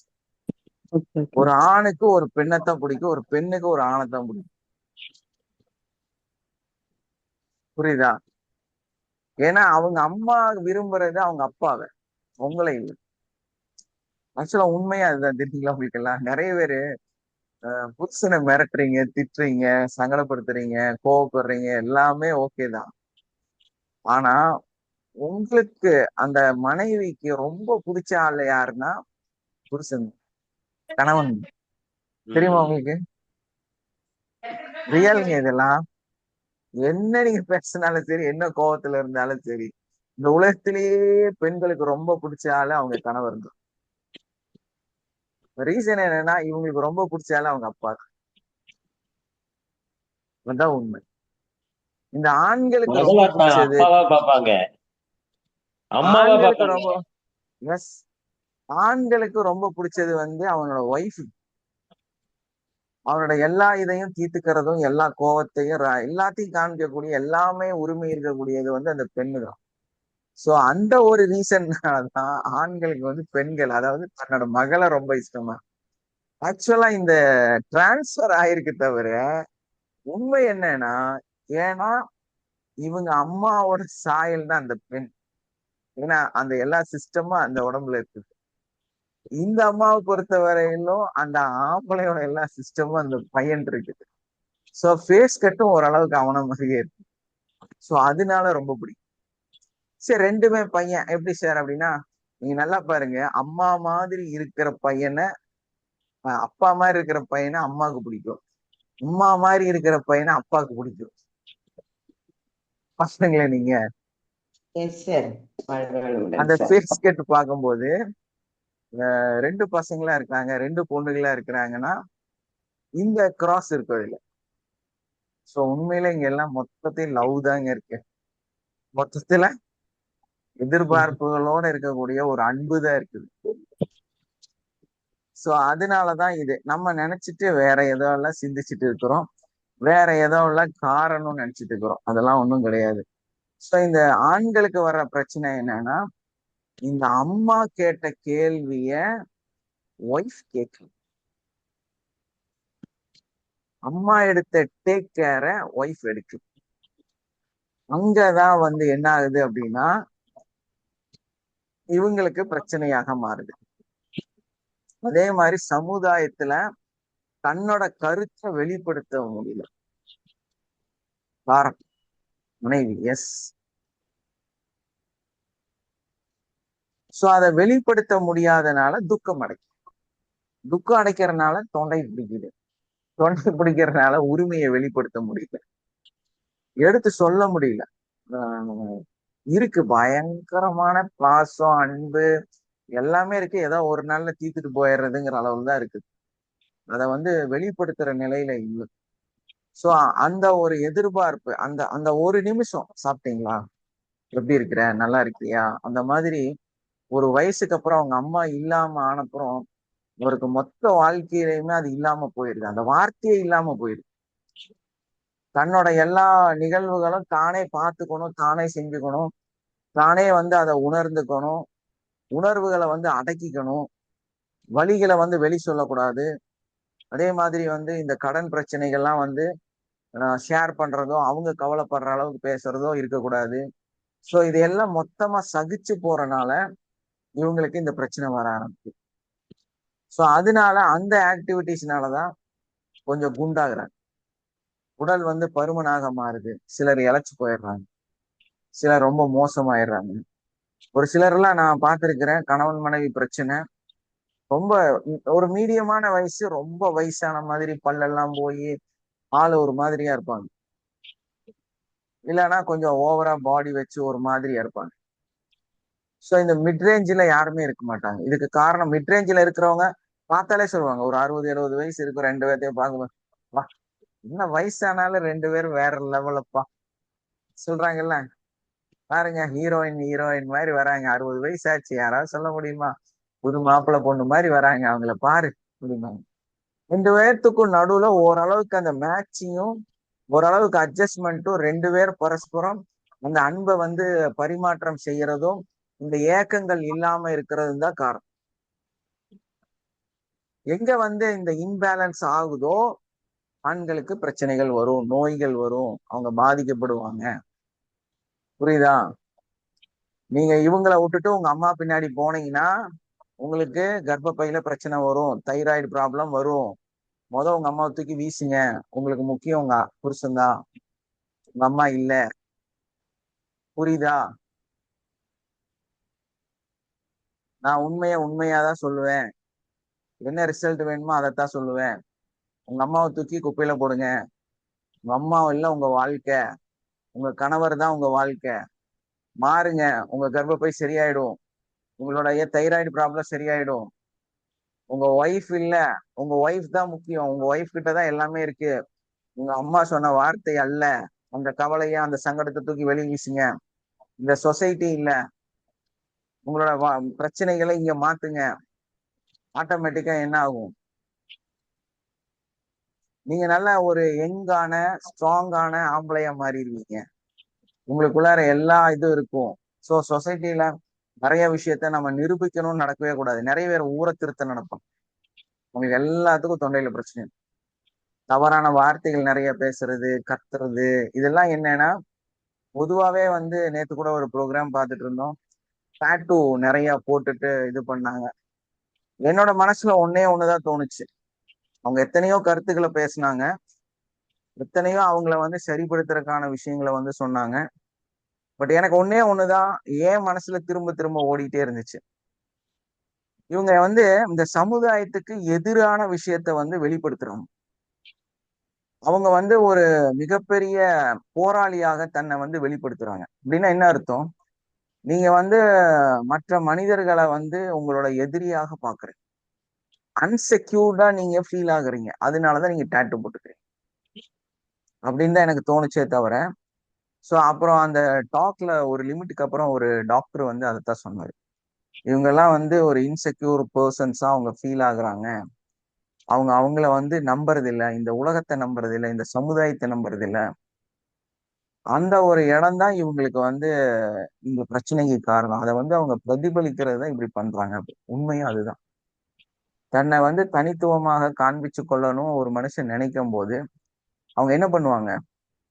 ப்ரொடெக்டிவை ஏற்படுத்துவாங்க இல்லையா? பாதுகாப்பு தன்மை, பாதுகாப்பு வளையத்தை வந்து ஏற்படுத்துறாங்க. ஏன்னா நம்பிக்கைங்கிறது அங்க இல்லாம போயிடுச்சு. ஸோ அங்கேதான் பிரச்சனைகளும் வளர ஆரம்பிக்கும். ஸோ இந்த மனநிலை வந்து ரொம்ப ரொம்ப ரொம்ப முக்கியம். ஒரு மனுஷனுக்கு வந்து தெளிவான மனநிலையும் சரியான அந்த அன்பை வெளிப்படுத்தக்கூடிய தன்மையும் இருந்துச்சுன்னா இந்த நோய்கள்லாம் உங்களுக்கு வராது. ஸோ உண்மையிலே நம்ம யாரை காதலிக்கணும், யாருக்கு டைம் ஸ்பெண்ட் பண்ணணும், யாரு கூட நம்ம இருக்கணுங்கிற அந்த எண்ணம் உங்களுக்கு இருந்துச்சுன்னா நீங்க என்னவாயிருவீங்க? நோய் இல்லாத மனிதர்களாக மாறிடலாம். வெரி சிம்பிள் இல்லையா? ரொம்ப ஈஸி. உட்கார்ந்து ஆலோசனை பண்ணுங்க. யார் மேல அதிக பாசம், என்ன பிரச்சனை? பாசமும் நோய்க்கு காரணம் தான். புரியுதா? பாசமும் நோய்க்கு காரணம் தான். ஏன்னா அங்க நிறைய வலிகள் இருக்கு. ஸோ அந்த வலி எல்லாம் நம்ம இல்லாம பண்ணணும், கம்மி பண்ணணும். ஸோ நீங்க என்ன பண்றீங்க? தொண்டை வலி இல்லாம இருக்கணும்னா உங்களோட துக்கம் தரக்கூடிய அந்த நிகழ்வுகள், சங்கடங்களை ஏற்படுத்தக்கூடிய நிகழ்வுகள், அதை வந்து நீங்க இல்லாம பண்ணலாமா? லக்ஷ்மி, பிரச்சனை என்ன புரிஞ்சிருச்சா? புரிஞ்சுது சார், கிளியரா புரிஞ்சுது. நான் என்ன பண்ணணும்ட்டலாம் அதை பண்ணுங்க, ஆமா ஆட்டோமேட்டிக்கா சார், எல்லாம் சரியாயிடும். ஆமா சார், கண்டிப்பா. யாரை காதலிக்கணுமோ அவரை போய் காதலிக்க. அவ்வளவுதான் அது விஷயம். நடந்து சார், அது நடந்துட்டு தான் இருக்குது. அவ்வளவுதான், எல்லாம் சரியாயிடும். தேங்க்யூ அங்க தேங்க்யூ கொஞ்சம் சார். கம்மி பண்ணிருங்க ஆப்போசிட். புரியுதா? அதுதான், அது மட்டும் தான் பண்ணோம் sir. Yes. Thank you sir. Thank you thank you. Okay.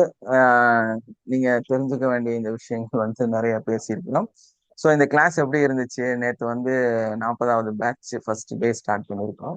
அந்த பேட்ச்ல இருக்கிறவங்க சொல்லுங்க எப்படி இருந்துச்சு. நந்தகுமார், நேற்று கிளாஸ் இது வந்து எப்படி உங்களுக்கு பலனளிக்குமா? நல்லபடியா இருக்கு, சிறப்பா இருந்துச்சு சார். ம்.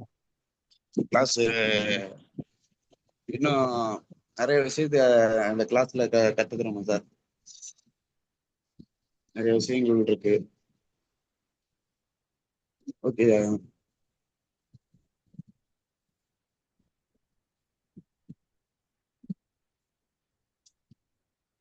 சார், ரெக்கார்டு கேட்கல.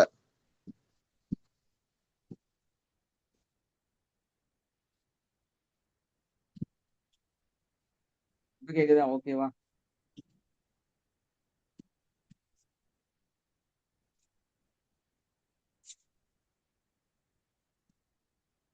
நம்மளோட ஓல்டு ஸ்டூடெண்ட்ஸ் யாராவது மைக் ஆன் பண்ணி நம்ம கிளாஸை பத்தி பேசுங்க.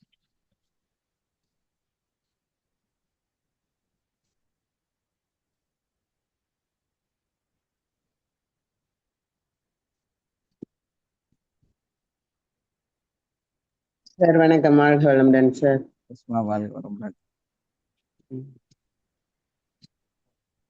சார், இந்த இந்த மாதிரியான இந்த உடம்புல உள்ள பிரச்சனைக்கும் நம்மளுடைய மனநிலைக்கும் அன்பு பாசத்துக்கும் ஒரு கனெக்ஷன் சொல்லி நீங்க ஏற்கனவே ஒரு கிளாஸஸ் எடுத்திருக்கீங்க சார். அதுல சொல்லியிருக்கீங்க சார், இந்த தைராய்டுக்கு அந்த த்ரோட் பிரச்சனை அது எதனால வருது, இது எல்லாமே கிளாஸ் போட்டிருக்கீங்க சார். ஒரு கிளாஸ்ல எல்லாமே சொன்னீங்க. ஸோ அது இப்போ அதை கனெக்ட் பண்ணும்போது அது கரெக்டா நிறைய சர்ச் பண்ணியிருக்கேன் சார். அப்புறம் உங்க பேஷண்ட் யாருன்னா வந்து அவங்க கிட்டேயும் நான் அதை வந்து அது விஷயமா பேசி அவங்களுக்கும் ஒரு புரிதல் கொடுத்துருக்கேன். நம்மளுடைய சர்க்கிள்ல இருக்கிறவங்களுக்கும் அது மாதிரி சொல்லியிருக்கேன் சார். ஸோ இது ரொம்ப இன்னைக்கு வந்து ரொம்ப யூஸ்ஃபுல்லா இருந்தது சார் இந்த கிளாஸ். அதே மாதிரி இந்த தைராய்டு யூட்ரஸ் ப்ராப்ளத்துக்கும் நீங்க எல்லாத்துக்குமே சொல்யூஷன் சொல்லியிருக்கீங்க சார். நம்மளுடைய ஜாயிண்ட் ப்ராப்ளம், யூட்ரஸ்க்கு, இது ஷோல்டர் ப்ராப்ளம், இந்த மாதிரி எல்லாத்துக்குமே ஏற்கனவே ஒரு கிளாஸ் போட்டிருக்கீங்க. ஸோ இன்னைக்கு வந்து தைராய்டுக்கு இந்த த்ரோட் பிரச்சனைக்கு ஒரு ஸ்பெஷலாக கொடுத்துருக்கீங்க சார். ரொம்ப தேங்க்யூ சார், ரொம்ப சூப்பராக இருந்தது. ஓகே சார், வாழ்க வளமுடன். Sir good morning sir. எஸ்மா, குட் இது மார்னிங். ஆக்சுவலா இன்னைக்கு கிளாஸ் எடுத்தது எல்லாமே எனக்கு இருக்கிற ப்ராப்ளம் மேட்ச் ஆகுது சார். தெரியல எனக்கு தைராய்டு எல்லாம், அதனால தான் அவ்வளோ இன்ட்ரெஸ்டா கேட்டுட்டு இருந்தேன்.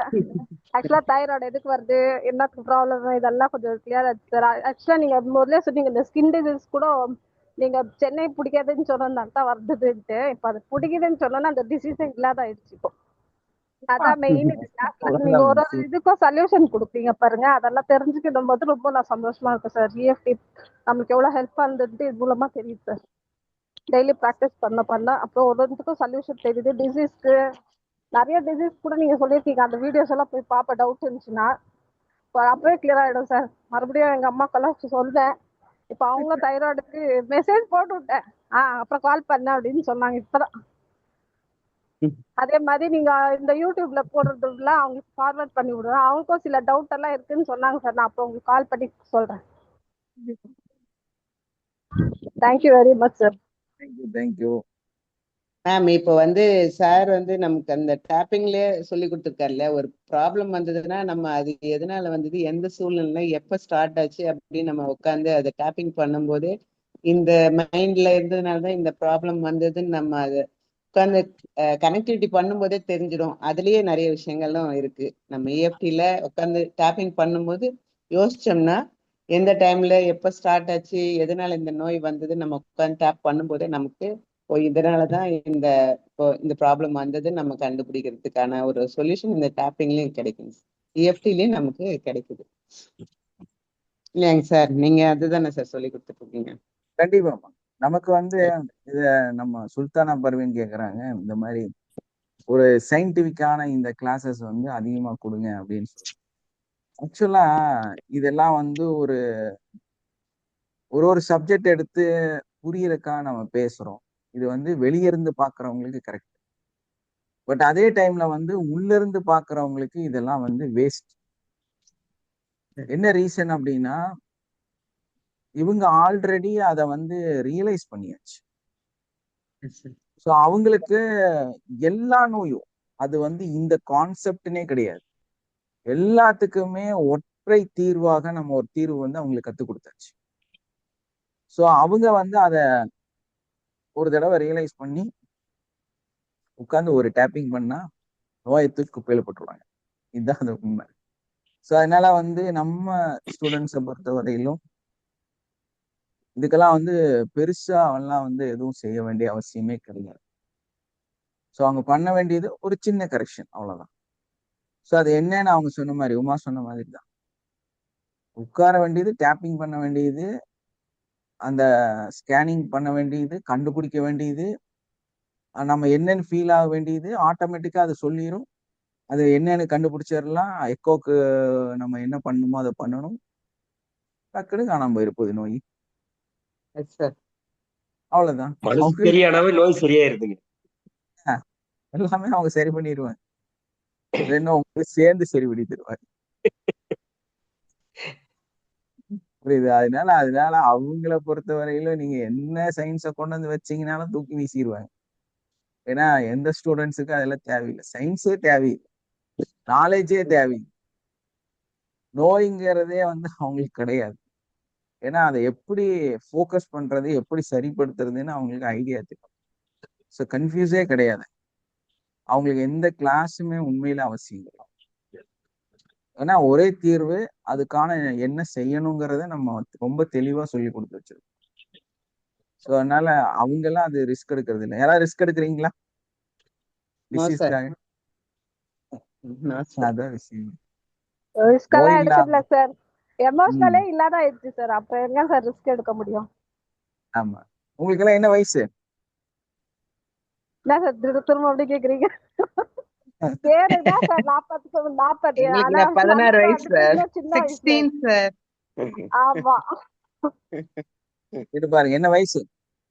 16 சார். சார் எனக்கு 18 வயசுங்க சார். சார் இப்பதான் 18. பிறந்திருக்கு சார். இப்பதான் 11. அப்படிதான். நேத்து வந்து ஒரு ஆப்டிக்கல், நம்ம இந்த என்ன லென்ஸ் கார்ட் எங்க போய் ஒரு கண்ணாடி 2 ஆர்டர் கொடுத்து பேசிட்டு இருந்தோம். ஸோ அந்த பொண்ணு வந்து எனக்கு விளக்கம் கொடுக்குறாங்க. அந்த பையன், சார் இந்த ஏஜ்க்கு அப்புறம் இது வந்து இப்படி, உங்கள்கிட்ட யார் எனக்கு வயசு சொன்னா, 23 வயசு பையனை வந்துட்டு நீ இப்படி எல்லாம் பேசுறது தப்பு தெரியுமா அப்படின்ட்டு.